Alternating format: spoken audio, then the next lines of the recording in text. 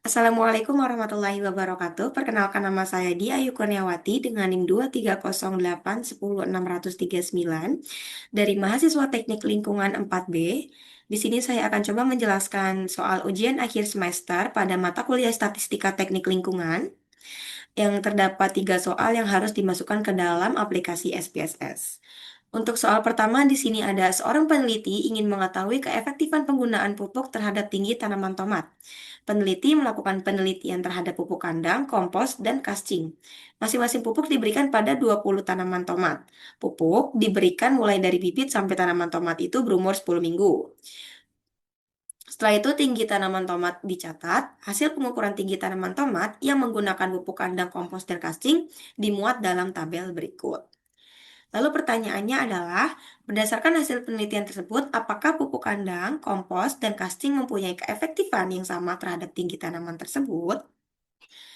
Eh, untuk menjawab soal ini, kita perlu melakukan sesuatu uji, yaitu uji ANOVA. Kenapa kita memilih uji ANOVA? Dikarenakan di dalam soal ini terdapat tiga rata-rata atau lebih dari dua rata-rata yang membolehkan kita untuk melakukan uji ANOVA. Dan untuk memudahkan kita melakukan uji ANOVA di dalam SPSS, kita bisa menginput datanya terlebih dahulu ke dalam Microsoft Excel. Di dalam Microsoft Excel ini sudah saya beri keterangan nomor satu itu sebagai pupuk kandang, lalu nomor dua itu sendiri yaitu pupuk kompos, dan yang terakhir itu nomor tiga yaitu untuk pupuk casting.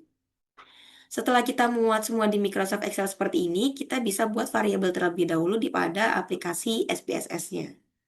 Pada aplikasi SPSS, untuk membuat variabel, kita bisa mengklik pada kolom variabel view. Kita bisa mulai dari nomor satu sini, klik dengan huruf X, lalu untuk nomor label kita namakan dengan pupuk, lalu yang Y kita namakan dengan tinggi. Setelah itu desimalnya kita nolkan dikarenakan kita tidak menggunakan desimal.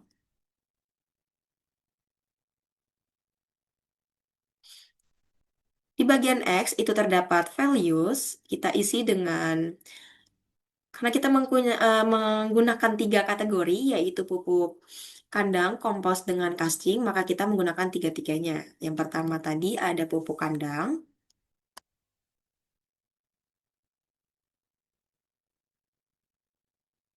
yang kedua tadi ada pupuk kompos,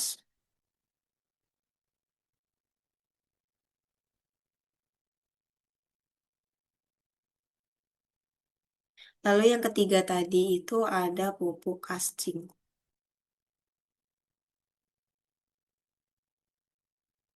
Oke, sudah. Setelah itu, kita bisa kembali ke dalam kolom data view dan akan muncul seperti ini, dua X dan Y ini. Setelah itu kita bisa copy yang di Microsoft Excel tadi ke dalam SPSS ini.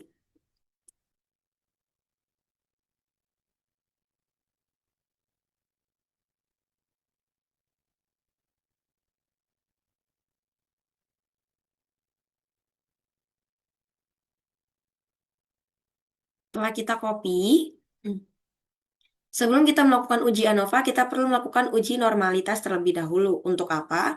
Untuk kita mengetahui apakah dia termasuk distribusi normal atau distribusi tidak normal. Bagaimana caranya? Yang pertama itu kita perlu mengklik Analyze. Lalu di sini ada Descriptive Statistic. Lalu ada Explore. Di sini kita bisa masukkan pupuk ke dalam faktor list dan tinggi ke dalam dependent list. Lalu kita klik plots. Karena kita akan menguji normality plot with test, lalu kita klik continue and oke. Di sini akan keluar outputnya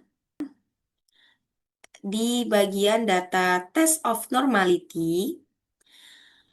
Kita bisa lihat di bagian Kolmogorov-Smirnov di sebelah kiri. Kita lihat di bagian sig 0,113, 0,2, dan 0,2. Bagaimana kita tahu itu normal atau tidak normalnya distribusinya, yaitu dengan jika signya itu em,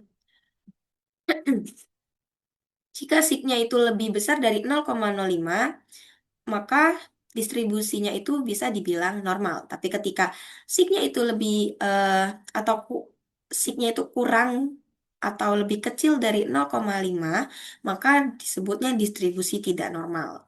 Tapi di sini bisa kita lihat 0,113, 0,2, 0,2 itu lebih besar dari 0,05, maka bisa kita simpulkan bahwa distribusinya termasuk distribusi normal.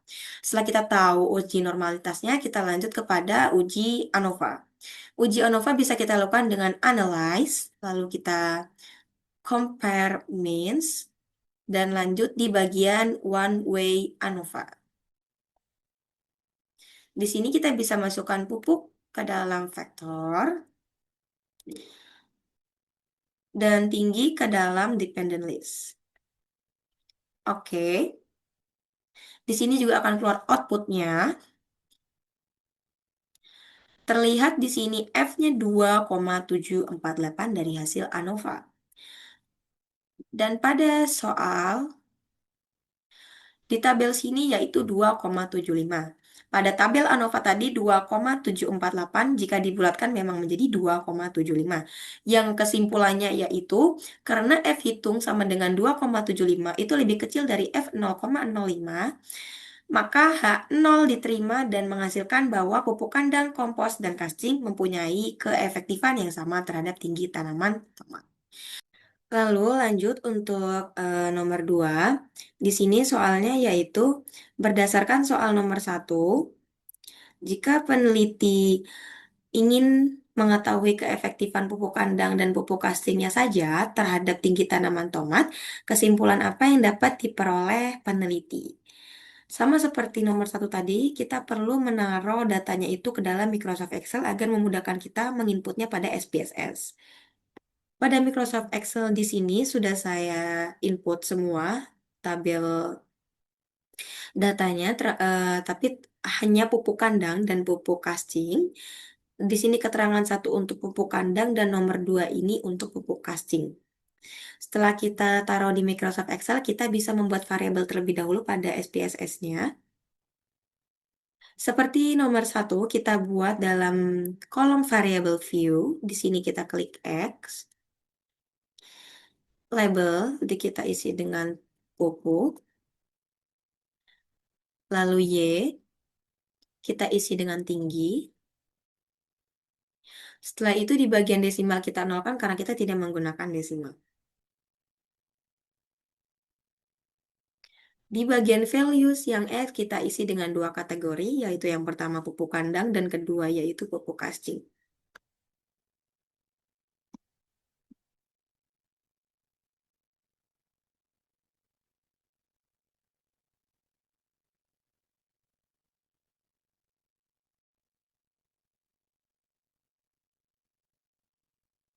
Setelah kita muat semua di sini, kita bisa masuk ke dalam kolom data view. Di sini akan muncul seperti ini dan kita bisa masukkan data yang tadi Excel ke dalam sini.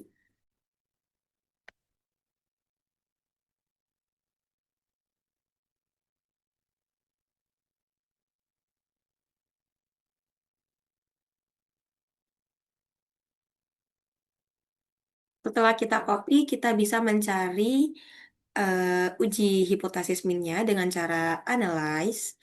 Lanjut ke di sini ada compare means. Di sini kita bisa klik dan mencari yang namanya independent sample t-test.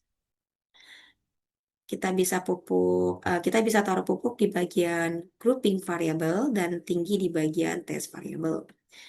Di bagian grouping variable ini kita klik karena kita mempunyai dua kategori yaitu grup satu untuk satu, grup dua yaitu untuk dua. Lalu kita klik continue dan oke di sini.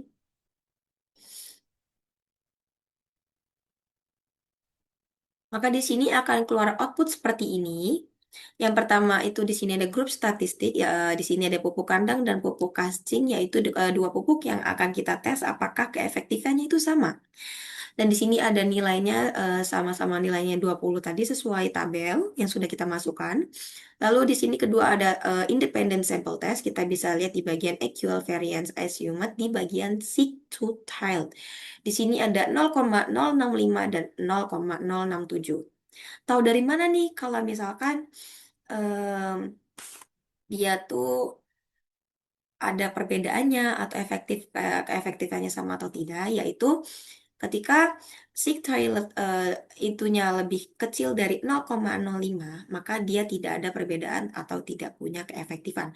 Tapi ketika sig toiletnya ini lebih besar dari 0,05, maka pupuk kandang dan pupuk kasting itu memiliki keefektifan yang sama terhadap tinggi tanaman tomat. Dan kita lihat dari 0,05 dan 0,067 itu lebih besar dari 0,05, maka bisa kita simpulkan bahwa pupuk kandang dan pupuk kasting itu memiliki keefektifan yang sama terhadap tinggi tanaman tomat.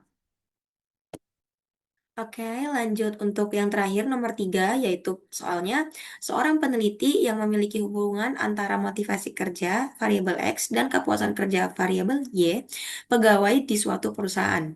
Untuk mengetahui hubungan tersebut, peneliti menyebarkan angket pada 20 pegawai perusahaan. Hasil dari penelitian angket sebagai berikut. Untuk mengetahuinya kita perlu menentukan ketiga ini, yaitu yang pertama A, tentukan persamaan regresinya, B, tentukan koefisien korelasinya, dan C, tentukan koefisien determinasinya. Sama seperti nomor 1 dan 2, kita perlu menginputnya ke dalam Excel agar mudah ke dalam SPSS-nya.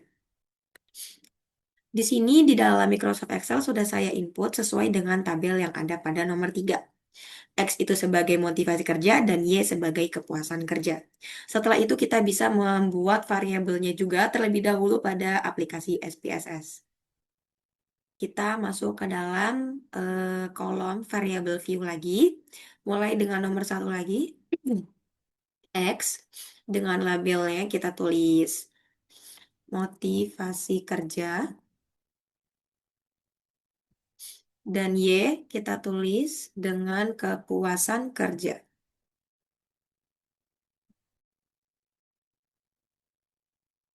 Dan jangan lupa desimalnya kita nolkan karena kita tidak menggunakan desimal. Setelah itu, kita bisa masuk ke dalam data view dan akan muncul seperti ini lagi. Kita bisa mengcopy yang dari Excel tadi masuk ke dalam SPSS.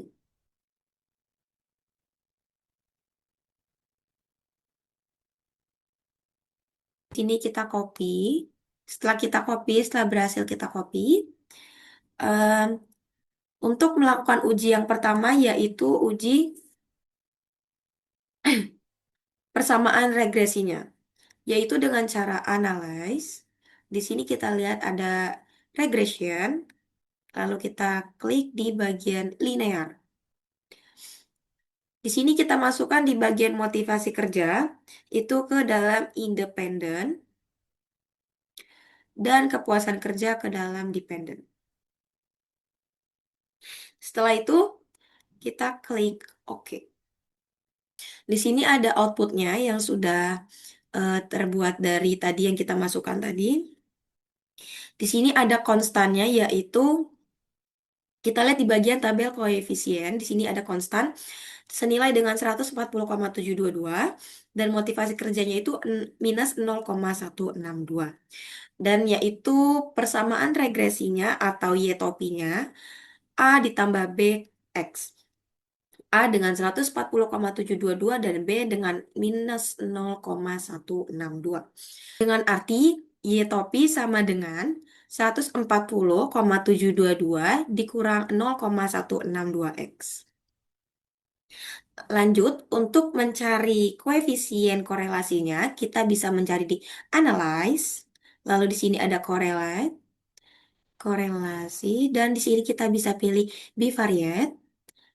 Keduanya dimasukkan ke dalam variabel. Setelah itu kita pilih option dan kita klik di bagian means and standard deviation dan kita continuous dan kita klik OK. Di sini akan ada muncul di bagian correlation. Itu kita lihat di bagian motivasi kerja dan kepuasan kerja, sedangkan motivasi kerja itu 1 dan kepuasan kerja itu minus 0,086. Dan bisa kita lihat dari sini tidak ada korelasi antara motivasi kerja dan kepuasan kerjanya. Lalu untuk yang terakhir yaitu koefisien determinasinya bisa kita lihat langsung di bagian tabel model summary-nya. Dari mana? Dari R square-nya yaitu 0,007 atau yang berarti bahwa pengaruh variabel bebas atau motivasi kerja terhadap variabel terikat atau kepuasan kerja sebesar 0,7% dan sisanya itu dipengaruhi oleh faktor lain. Itu saja yang bisa saya sampaikan dan jelaskan. Kurang lebihnya mohon maaf. Bila ada salah kata mohon dikoreksi. Wassalamualaikum warahmatullahi wabarakatuh.